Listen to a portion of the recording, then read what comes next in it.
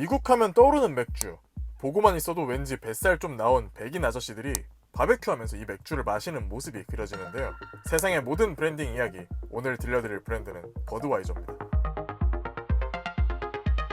버드와이저의 설립자 아돌프 부시는 1857년 18살이 되던 해 미국 세인트루이스로 건너온 독일계 이민자로 21살이 되던 해부터 맥주 유통업을 시작했습니다. 잠깐 그때 미국의 시대상에 대해 알아보자면, 첫째, 당시 미국은 영국으로부터 독립하고 점점 산업화, 도시화가 이루어지며 일자리가 굉장히 많아지고 있었습니다. 둘째, 당시 미국인들에게 맥주란 과일맛 나는 에일밖에 없었습니다. 셋째, 아일랜드는 1845년부터 1849년까지 감자 기근으로 인해 대규모 기아가 발생했고, 이 기간 동안 생계를 위해 미국으로 이민 가는 인구가 급증했습니다. 마찬가지로 독일에서도 산업화로 인해 일자리를 잃은 사람들이 대규모로 미국에 이주했죠. 그러니까 정리하자면 당시 미국의 맥주란 에일뿐이며 미국인들은 위스키를 주로 마셨고 미국인 일자리가 많았다. 그리고 아일랜드와 독일에서 대규모로 이민자들이 유입됐다는 겁니다. 그런데 아일랜드와 독일 생각나는 거 없으신가요? 바로 맥주인데요. 독일은 유명한 맥주의 나라죠. 맥주 하면 독일이라고 해도 과언이 아닐 정도로 맥주를 사랑하는 나라입니다. 그리고 아일랜드는 그 유명한 기네스 보유국이죠.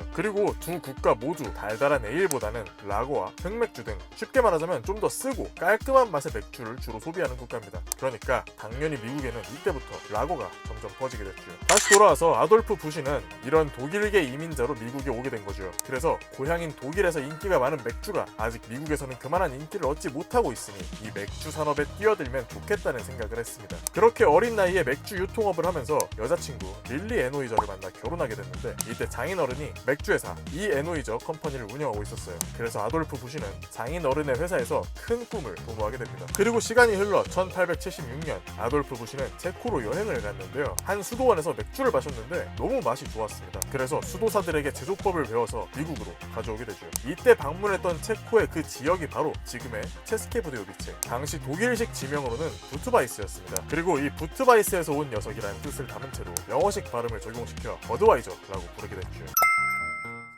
그리고 세계 맥주 1위 소비국이 어딘지 아시나요? 바로 체코입니다. 체코는 1인당 맥주 소비량이 전 세계에서 가장 많은 국가로 그 소비량도 소비량이지만 품질 또한 세계적으로 유명한데요. 그러니까 체코에서 가져온 버드와이저의 레시피는 보장된 맛이었습니다. 보장된 레시피, 맥주의 고장 독일인 아돌프 부시, 그리고 미국의 풍부한 작물이 결합되어 버드와이저는 미국인들의 입맛을 사로잡았는데요. 이 배경엔 종교적 움직임이 함께했습니다. 당시 기독교에서 시작된 절제 운동이었는데요. 나중에 금주법으로 이어지는 사회적 운동이죠. 19세기 초 미국에서는 알코올이 실용적인 이유로 많이 소비됐습니다. 예를 들면 오염된 물이나 비싼 커피와 차, 대용으로 술을 마신 거죠. 그래서 당시 남성들은 현 시대보다 약 3배 정도 술을 많이 마셨다고 하는데요. 이 과도한 알코올의 소비가 가정 내 폭력부터 불륜과 같은 사회적인 문제까지 야기한다며 알코올의 소비를 절제하자는 의미의 운동을 하게 된 거죠. 하지만 이때까진 술을 덜 먹자는 거지 먹지 말아라, 아예 끊어라 라는 금주법이 시행되는 시기는 아니었거든요.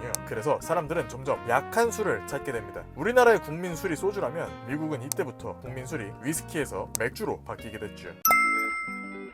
이렇게 맥주는 국민술이 되고 버드와이저는 그 중심에 서게 되는데요. 버드와이저가 출시된 직후 제품의 품질과 브랜드 이름을 알리기 위한 광고를 여럿 진행합니다. 맥가이버 칼, 카드, 벽걸이 장식품 등 맥주 이외의 물건들을 공략했는데요. 버드와이저라는 브랜드 자체를 그냥 일상 속에 스며들게 한 거죠. 그러니까 브랜드 자체적으로 계획한 건 아니었을지라도 버드와이저의 핵심 키워드는 일상이었습니다. 그리고 그 일상을 타겟한 마케팅 중 전설의 슈퍼볼 광고가 등장하는데요. 바로 왓썹입니다. 1999년 12월에 처음 송출된 이 광고는 맥주를 전혀 강조하지 않습니다. 그냥 친구들끼리 통화하면서 뭐하냐고 묻는 장면만이 나오는데요. 친구가 뭐하냐고 왓썹이라고 묻자 버드와이저를 들고 경기 본다며 What's in the game? Having a bud 라고 대답하고 역으로 한 질문에서도 똑같이 대답을 하죠. 방금 얘기한 경기란 미국인들의 일상 그 자체인 미식축구일 거고요. 미식축구 보면서 별 생각 없이 손에 들고 있는 그것, 우리가 알고 있는 맥주는 비어인데 비어라고 하지도 않고 아무렇지 않게 버드라며 마치 버드와이저가 맥주의 대명사인 게 당연하다는 듯 연출해냅니다. 그리고 대중들의 반응도 너무 좋았죠. 이미 버드와이저가 일상 속에 자리했기에 해당 광고가 거부감이 없었을 뿐만 아니라 이런 신선한 광고는 처음이라 재미도 있었거든요. 그렇게 버드와이저는 미국 내 독보적인 1위 맥주로서 누구라도 미국에서 맥주를 이야기할 때는 당연히 그냥 버드와이저인 정도의 입지를 다지게 됐죠. 하지만 버드와이저가 항상 성공만 한 건 아닌데요. 아까 절제 운동이 술의 도수를 낮춰서 맥주가 유행하는 데 도움을 줬다고 했죠.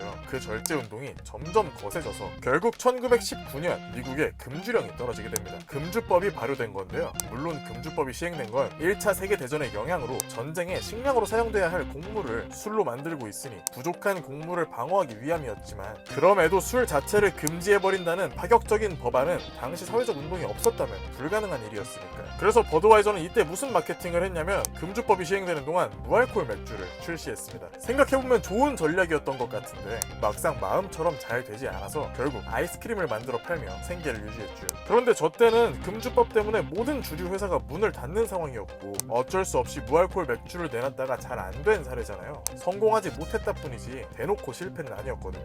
그런데 최근에는 버드와이저가 엄청난 실수를 일으키는 바람에 미국 내 점유율이 만년 1위였다가 2위로 떨어지게 되는 아주 큰 사건이 있었습니다. 바로 2023년 4월 1일에 게시된 한 릴스 때문인데요. 딜리안 멀벤이라는 인플루언서가 인스타그램에 자신의 얼굴에 담긴 버드라이트 제품을 자랑하는 영상을 업로드했습니다. 이 인플루언서는 인스타그램 팔로워 174만, 틱톡은 무려 1000만에 달하는 대형 채널로 버드와이저사의 공식 후원을 받고 있는데요. 문제는 이 사람이 트랜스젠더라는 점, 그리고 해당 버드와이저가 성전환 1주년을 축하해주는 스페셜 에디션이었다는 점이죠.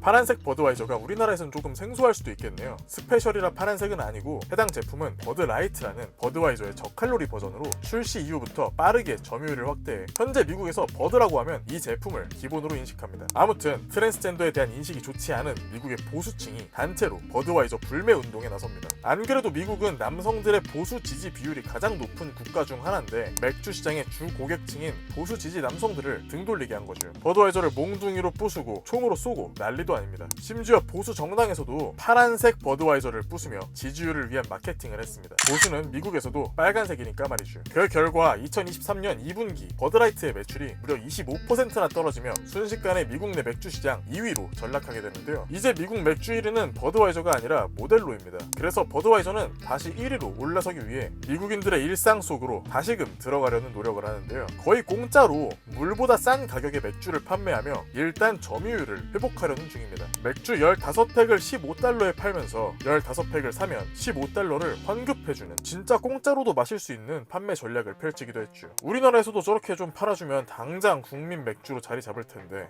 우리나라에서도 좀 싸게 팔아주면 좋을 것 같은데요. 어떻게 맥주 한 캔에 4,500원, 비싸야 1,000원이라니까 이 정도라면 미국 가서 맥주로 샤워 한바탕 하고 와도 되지 않을까 싶네요. 여러분들은 시원한 맥주 좋아하시나요? 어떤 브랜드의 맥주가 제일 좋은지 댓글로 남겨주시면 좋을 것 같네요. 오늘 영상은 여기까지. 버드와이저였습니다.